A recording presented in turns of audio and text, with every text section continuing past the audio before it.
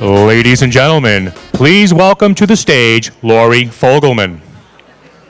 Good morning, everyone, and welcome to the Paul L. Foster Campus for Business and Innovation on this very special day as we pause and we give thanks to the alumni and friends who have made this day a reality.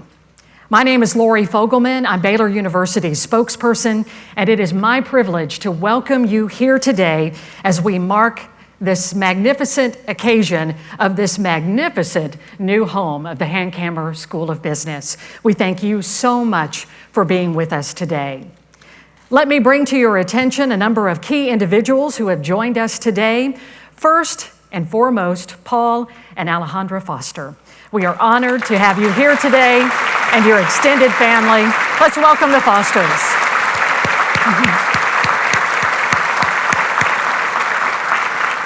Also joining us today are a number of key individuals here and esteemed leaders of our university, and we would ask them to please stand and be recognized. And we ask our guests who are here today filling up this conference room, the Meyer Conference Center, to hold your applause until all of our introductions are completed. We ask you to stand and rise, please, current and former regents of Baylor University, our Executive Council, the Council of Deans, the architect of this beautiful building, Overland Partners, our contractor, Flintco, and our own construction services team. Also, our Camber School of Business core decision-making team, and they were critical in the decision-making process as the plans developed for the Paul L. Foster Campus for Business and Innovation. And finally, please stand the faculty and staff of the Camber School of Business.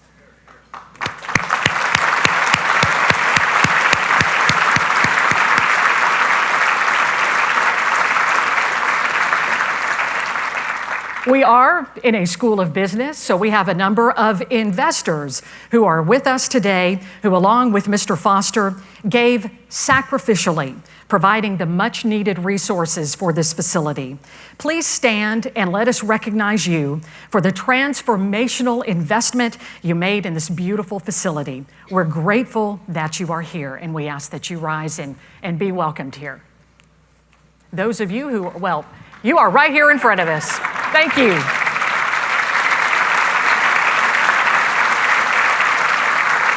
At this time, will you please welcome the chairman of the board for Baylor University, Mr. Richard Willis. Mr. Willis and his wife Karen are proud alumni of the Camber School of Business. Mr. Willis has served on the Board of Regents since 2010. He is now in his fourth year as chairman. Chairman Willis will be followed by the dean of the Camber School of Business, Dr. Terry Manus.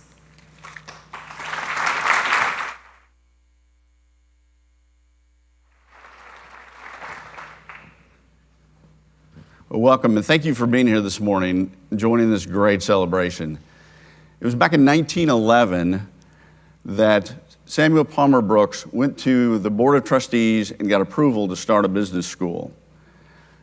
I think there was probably some economic issues with that because he went back in 1923 and asked again. Again, he got approval.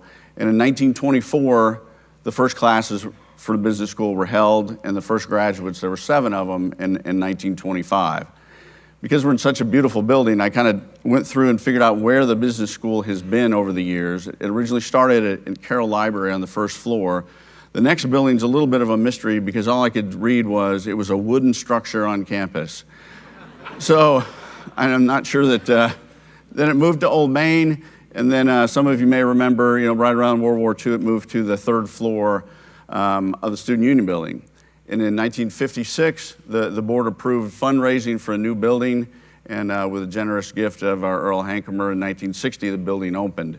I read an article about the opening, and it said the architectural style of Hancomer, this is true, was mid-century bank.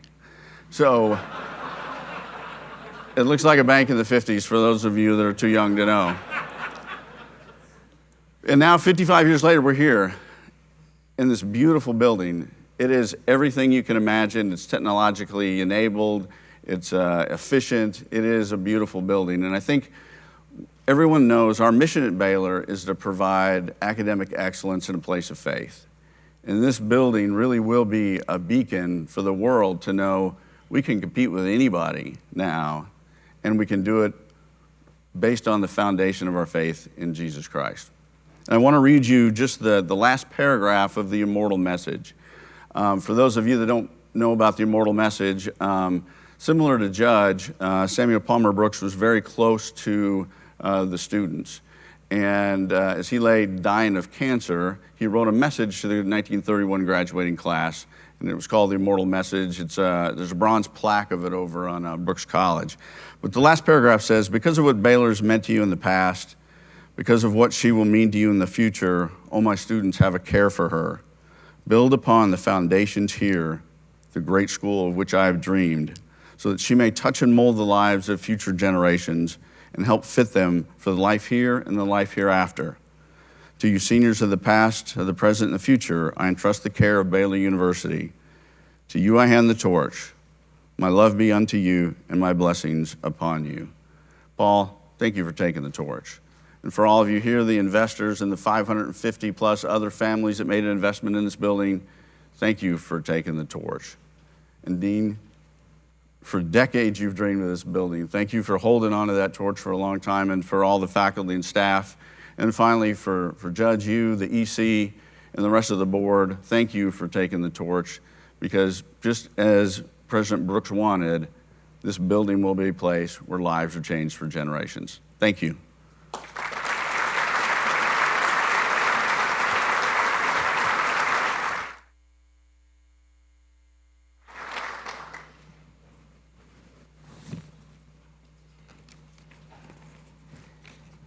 Thank you, Chairman Willis. And I'd like to say that I have felt nothing but support from the administration and a lot of friends. So this is a special day. I will say one thing about your comments, though, and this is to protect us with our friends here. I don't see anything wrong with a mid-50s bank building. It's kind of nice. I'm glad we're not in one, but it's. But it's okay. Wow.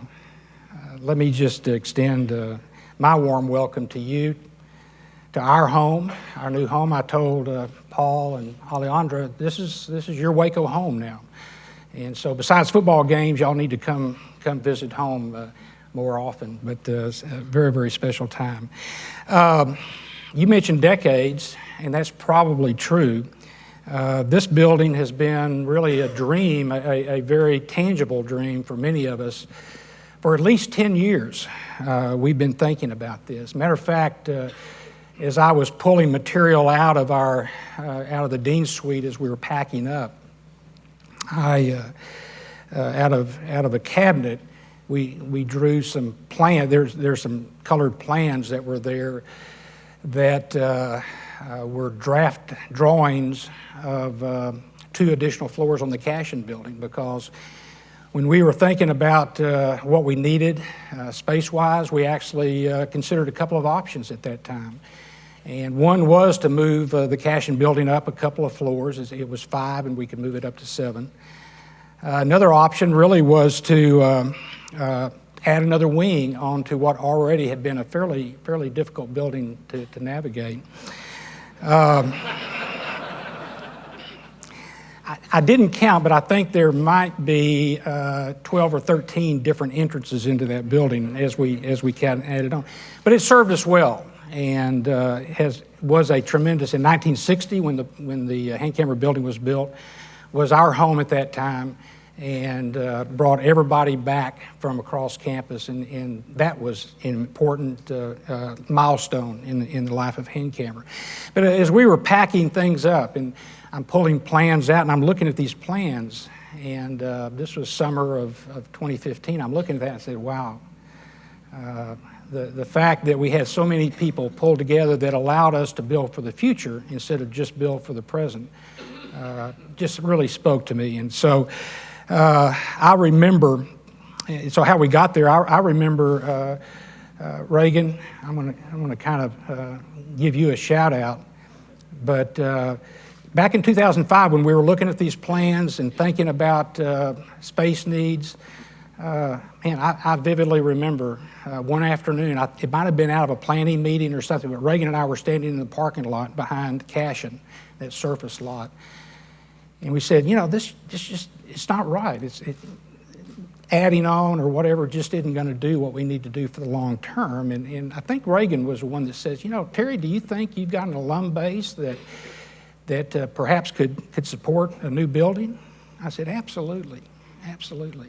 We didn't have anything to show them, but I just felt I had that confidence. And so, Reagan, I still vividly remember that conversation we had, and that really set us on this march going toward a new home for the Camber School of Business.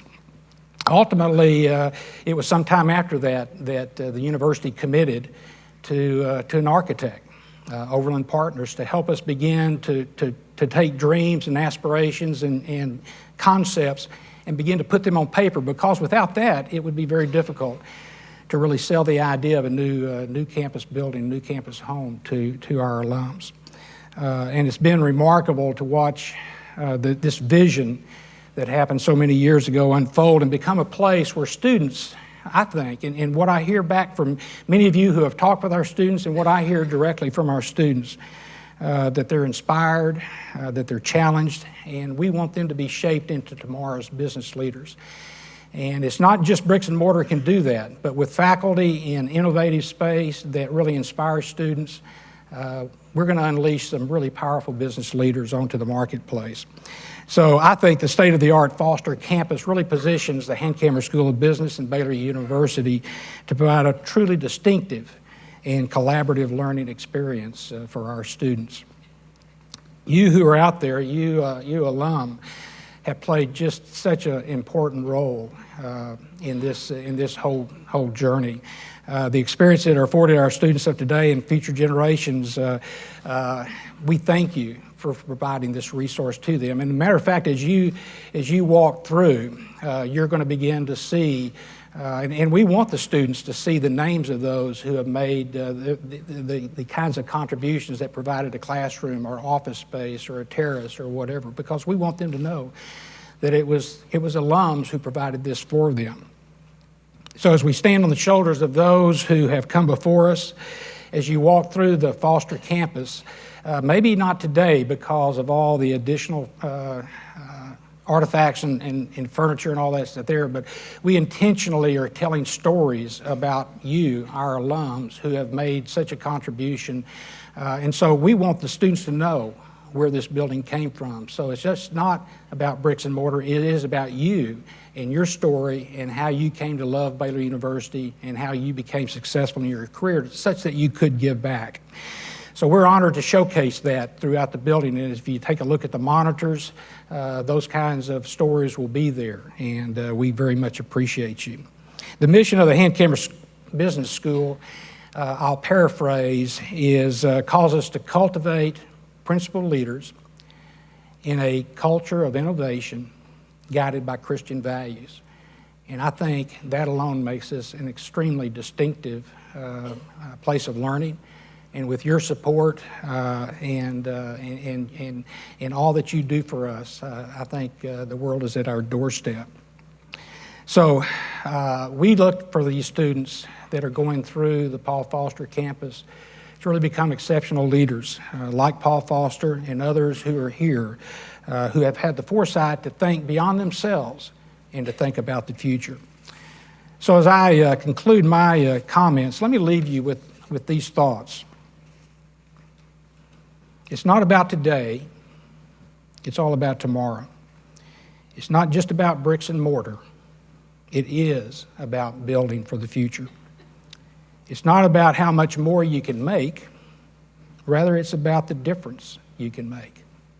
Because of your gifts and support, you have built a strong foundation for generations of Baylor business students to come. So Paul, all the investors who are here, thank you.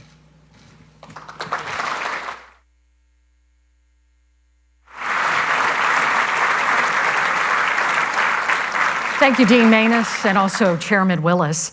It's now my honor to introduce you to Baylor University's student regent And also Camber School of Business Junior and Baylor Business Fellow, Jonathan Sickberg. Jonathan will bring a student perspective to us and also will offer a prayer of dedication. Jonathan?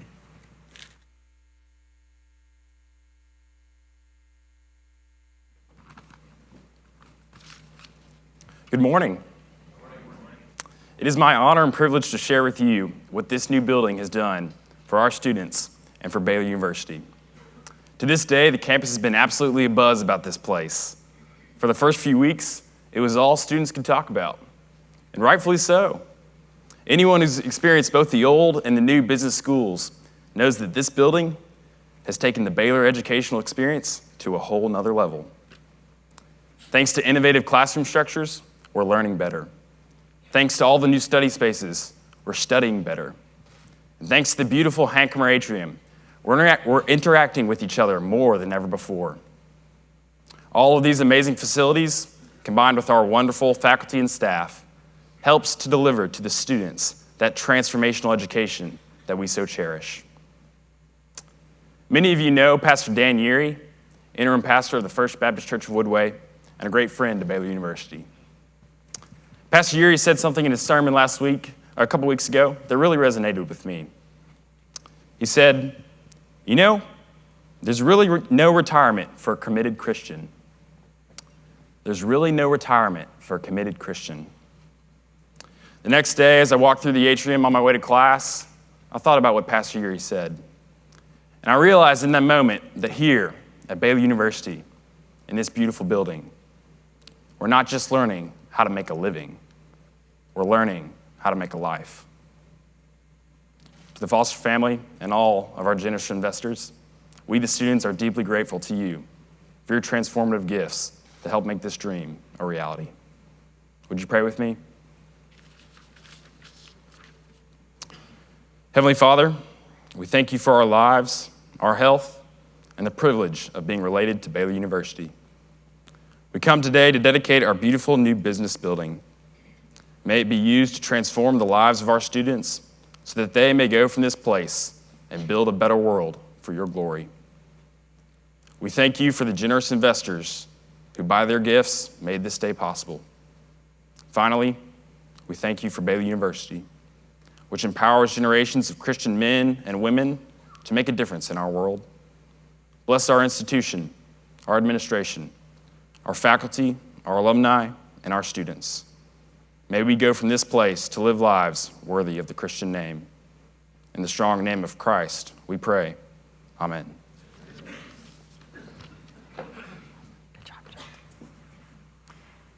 At this time, we would like to invite Paul and Alejandra Foster, Judge Starr, Chairman Willis, and Dean Manus to join the students of the Camber School of Business as they cut the ribbon commemorating the dedication of the Paul L. Foster Campus for Business and Innovation here at Baylor University. At this time, we also invite the students of the Camber School of Business to join the Fosters and University administration in the cutting of the ribbon.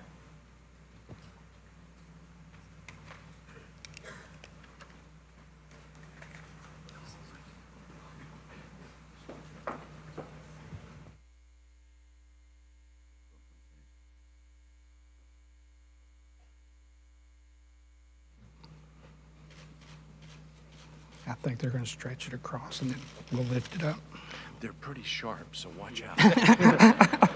Whoa. I've used these before. Yeah. Yeah. Thanks. This is not concealed carry.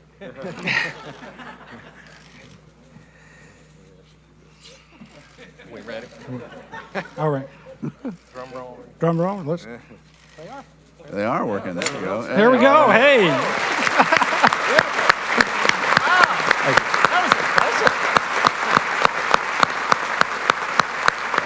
Thank you.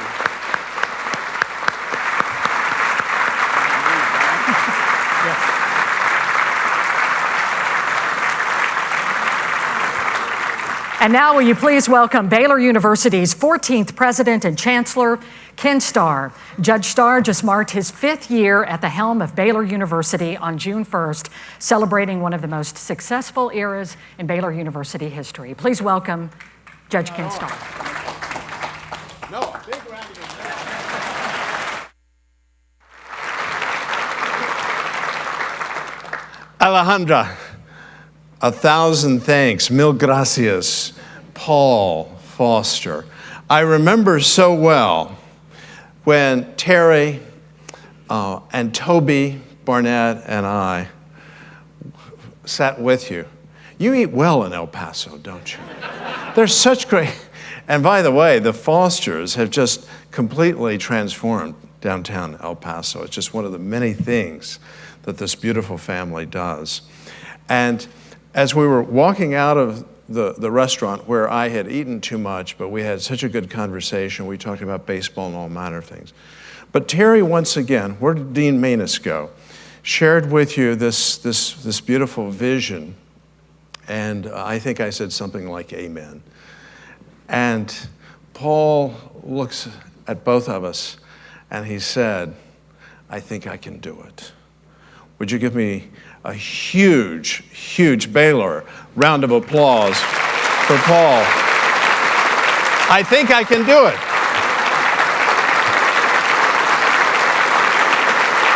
You should stand and look at this. Alejandra, yeah, look at this.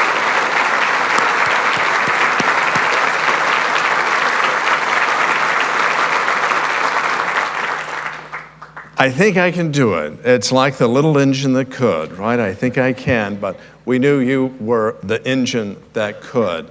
And one of the reasons that Paul came alongside Baylor University and his alma mater, this wonderful school, in such a powerful way was because of Terry Manus. And Paul has shared with me how important and instrumental Terry was personally to him during his Baylor journey. And how many folks here can recall their days and know on the course of their journey there was that faculty member who came alongside him or her in such an important way. Maybe it was a spiritual crisis, a crisis of faith. Maybe it was an existential crisis. Who am I? Why am I here? Or maybe it was vocational. I'm not sure that I was called to do this. And the stories that Alice and I get to hear in being able to just connect with the students, those stories continue, that these kinds of relationships. But the relationships couldn't happen if we didn't have a place, if we didn't have a gathering place. And what this beautiful building represents is an enormous gathering place. You know, a hand camera had its charms, and Cashin had its charms, but it wasn't much of a gathering place. Students sitting out in the hallway, I felt badly about that when I would go for a meeting or whatever. And I've already had the privilege of being a substitute parachute-in teacher in this place. This is the classic night and day. This is the classic before and after. So we honor what is past. Reagan, thank you for having, where did Reagan go? Thank you for having that vision that we needed to do better than this, that we can do better. Mr. Chairman, thank you for lifting up the spirit of Samuel Palmer Brooks, and I'll just be very brief. That history is so precious to us because it's part of this Baylor journey that began, as you know, in 1845, and it's people like Paul and the others who came alongside. Thank you, fellow investors. I call you friends. You have invested, but you've come alongside the university as friends. And some of the most beautiful words that anyone involved in helping to build an institution like Baylor, building on the shoulders of those who have gone before, are the beautiful words, how can I help? We hear those words. Sometimes we hear, well, this is what I want to do, and that's fine. God bless you. We want to hear more of those stories. But for those who say in simplicity and purity, how can I help? And that was the spirit of Paul Foster. So Alejandra, thank you so much for supporting him and all that he does. Just a little bit of history, then I will subside. What is before you here is a little piece of history. Things don't tend to just happen full-blown from the head of Zeus. This is an original stock ticker from the New York Stock Exchange. The history actually begins in 1832 when a young Canadian. We have the Canadian Consul General here. Thank you for being here. Had this dream and an idea. He had a dream too, and his name was Samuel F.B. Morse. And in the 1830s, we didn't think, when did that happen, the telegraph? And Mr. Morse was not a big follower of the New York Stock Exchange. You might say, well, of course, it didn't exist in the, oh, yes, it did. The New York Stock Exchange was founded in 1792. How do you get information out? Innovation. So Morse's telegraph, which was so obviously important in terms of communication, was finally, so here's the application, by Ed Callahan, says, I think this is a better way of getting information out to the investor community. And so he applied the telegraph technology to create a stock ticker. But it was very, very poor. That was in the 1860s. And toward the end of the 1860s, so the Civil War was only 4 years past, in 1869, a 22-year-old gentleman named Thomas Alva Edison said, I think I can do better than this. And remember what Edison reminded all of us. Genius is 10% inspiration and 90% perspiration. It's just the hard work. So and he needed an investor, just as this wonderful project needed investors. So Edison goes out and he has this target. He did it himself. He made the presentation. He was 22 years old, and he said, gosh, I don't know exactly how much to ask for, but he needed an angel investor. And so he was thinking about, well, if I'm asked, I don't want to get to the price because you're sensitive about asking the price. He said, I think I'm going to ask for him to invest $500. The question came, how much do you want me to invest? Edison must have been inspired. He said, what do you think? Edison is thinking $500 and said, I'm thinking about $40,000. Would that be all right? Sometimes it's better not to ask the question. And so here it is. This became the way in which stock prices were then communicated. And I know these days you said, do we really want to talk about the stock market? But we were talking about history because it's one of the many things that will go on in this campus of business and innovation. And I thought it was inspiring that as you have helped build for the future in innovation, we present to you. And so if you will come forward, please. And Alejandra, please join us. This is a token, but it will last a long time. This goes back to about 1872. We want, on behalf of the entire Baylor community, the Camber faculty, obviously the chair for speaking for the Board of Regents, but for the administration and faculty, this is a symbol of our affection for you, our gratitude to you, and a symbol, too, that innovation begins with things that are simple, and then in the fullness of time, things happen that you never would have dreamed of. Would you join me in saying thank you to Paul, Foster, and Alejandra? Thank you very much. Mr. Chairman, this is now you.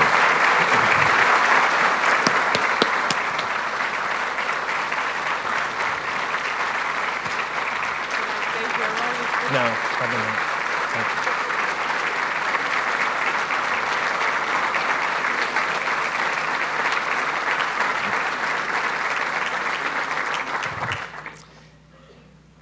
Thank you, Judge Starr and Dean Maness and Chairman Willis and all of you. And thank you for allowing Alejandra and I to join you here today. It's truly an honor for me to be here. I graduated from Baylor 36 years ago, at the age of 5, I think, but with a business degree in accounting. And my heart has always remained close to Baylor. And some of the values that I carry with me today throughout my life, I attribute to Baylor. And since I believe those values help me to achieve certain accomplishments in my career and in my life, I'm proud and honored to have had the opportunity to contribute along with all the rest of you to this amazing new campus. And somehow that I hope that'll kind of pay it forward a little bit. A side note, when I walk around and I meet students and faculty, particularly young ones, and they see my name on the campus, and I introduce myself, and they look at me and they say, wow, I thought you would be a lot older. Or in some cases, not with us anymore. So I'm very proud to be here. And I just want everyone to know it's a privilege for me to have helped develop this campus for business and innovation. And I say all that tongue-in-cheek, but the reality is that Baylor contributed to my life in meaningful ways.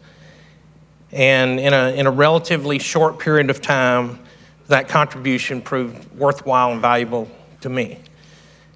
And the purpose of this campus is to continue those contributions, not just from me, but from thousands of people, and ones that I consider fairly unique to Baylor and to students who come to this university.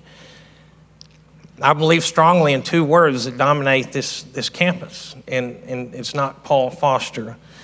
It's business and innovation. And I contend that the American economic system is the greatest in the world, and it's driven by business. And I also believe that business won't happen without innovation. And I'm hopeful that Baylor students are touched by this campus and that they will be innovators in business and be prepared to leave this campus and go out and do amazing things in the world. And to me, if my contribution helps students to that end, then it's all worth it. I thank Baylor for my education, for the personal interest that the institution has shown to me, for its guidance, and for the values that helped me to develop. So I'm very proud to come back and say thank you. And thank you all for being here today. Thank you.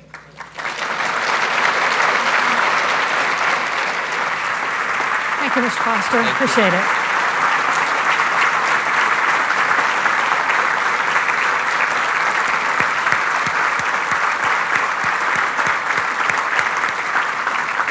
This concludes our ceremony. We thank you so much for joining us on this historic day at Baylor University.